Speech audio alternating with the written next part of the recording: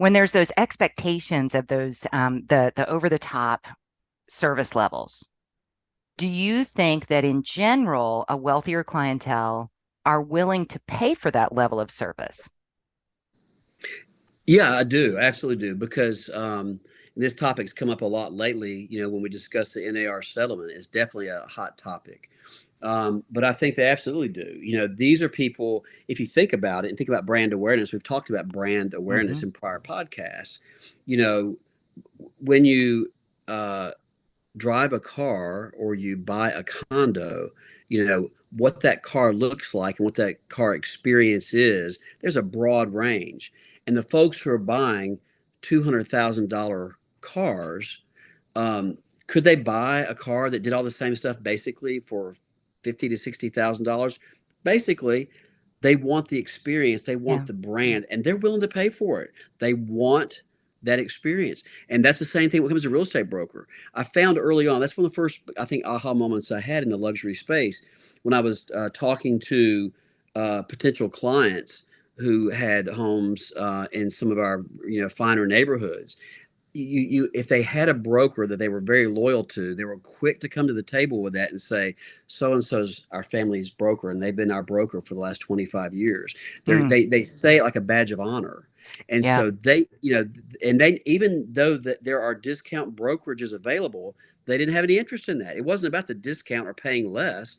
Now here's the thing: there's always people in every level in the marketplace. They're all about the deal. Of course Yeah. there are, but by and large, in the luxury space, people want the best of the best, and they're willing to pay for it. It doesn't matter to them that they're paying more for our services. They just want the level of service, and they want the confidentiality, and they want to know that they're getting what they paid for. I had a client, I talked about him one time before, that was looking here in Nashville up to 10 million.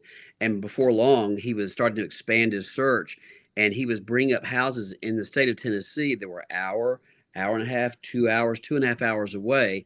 But he was looking up to 10 million. And I didn't want to lose that opportunity.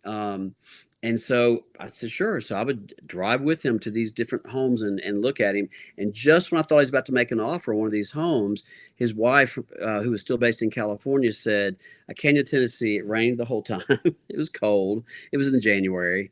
And she said, Oh, yeah, I know. She said, no, I don't want to come to Tennessee. I've decided to come to Florida. And sadly, Tammy, you and I hadn't met yet. oh, Um, so I was really discouraged by that. But he asked me, he said, do you have broker contacts in Florida? I said, sure. So I introduced him. You've heard this story. I introduced him to one of the brokers in our network in Florida on the coast, and he wanted to have private boat tours of waterfront communities and waterfront homes. So I talked to some agents down there, found one that lived on the water, had a boat, and that is exactly the experience that we arranged. He gave or excuse me, the agent gave a boat tour to the husband, and then she came in town a week later. She gave boat tours to her. She wined and dined him. They bought a almost $20 million home in Florida. And it was, once again, it was a wonderful opportunity, but that's what they expected. I could have just said, oh, I'm so disappointed, and they just could have gone off in the wild blue yeah, yonder. But we made that yeah. personal introduction. Once again, we brought that value to the table. And the best part of the deal for me was, and I don't recall if I shared this with you personally, when he was signing the contract, he stopped and made a phone call. He called me privately. He said, before I sign this contract, I want to make sure that you are being compensated by this introduction because it made all the difference in the world. I said, don't worry. I said, they're taking care of me, and I'm so happy for you guys. And yeah, it was terrific experience. And that's exactly what was going through my mind when you were talking about that, right? So it'd be super easy to just be disappointed and let that one walk away. But I'm thinking about the referral fee on a $20 million property, Right, right. right? Yeah. That That was is actually, not, yeah, that was the well, biggest referral that was made within our international network that year, and one of the biggest, I think, referrals they've ever had through the network. But yeah, that's really what it's about. Because we had, by virtue of riding with him, an hour here, an hour there, 2 hours here, 2 hours back. you got to You know built each other. relationship. We got to know each other, and he trusted my judgment to make that personal handoff. And of course, I want to make sure they had the same experience there that they had here. And so I made sure that I got a broker that wasn't just the random, here's somebody who's our next up in relo. It was somebody who truly could meet their needs, and that's what they're looking for.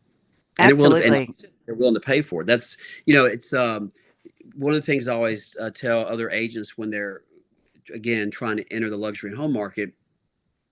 No one ever says to me, they might find out inadvertently through conversation where I live, and we live in a nice community and upscale neighborhood, blah blah blah. But no one ever tries to interview me to screen me by virtue of am am I wealthy enough to meet their needs? That's never a criteria for them.